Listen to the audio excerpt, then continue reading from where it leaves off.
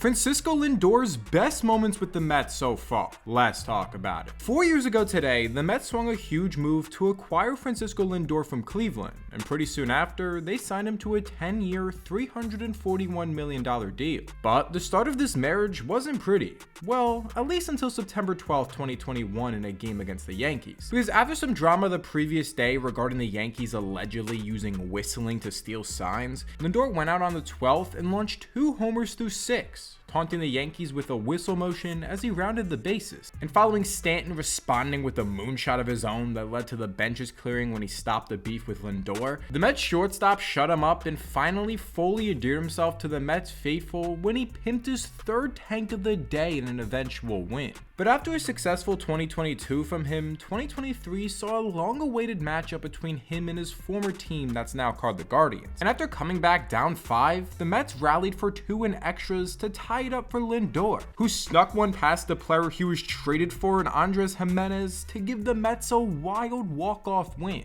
But this now brings us to 2024, the signature year for Lindor in Queens to this point. As well, 2024 looked a lot like 2023 through the end of May. A wild midseason turnaround had the Mets on the doorstep of a playoff berth entering a strange doubleheader against the Braves at season's end. And after both teams blew 3-run leads in the 8th, Lindor, with the tying run on, stepped up in the 9th and pretty much sent the Mets to the postseason with this insanely clutch go-ahead homer. And following Lindor turning to himself to send the Mets to the NLDS against the Phillies, they needed a win to go to the championship series entering Game 4. And when the Mets loaded the bases in the 6th for their shortstop, it seemed like a great spot down by 1.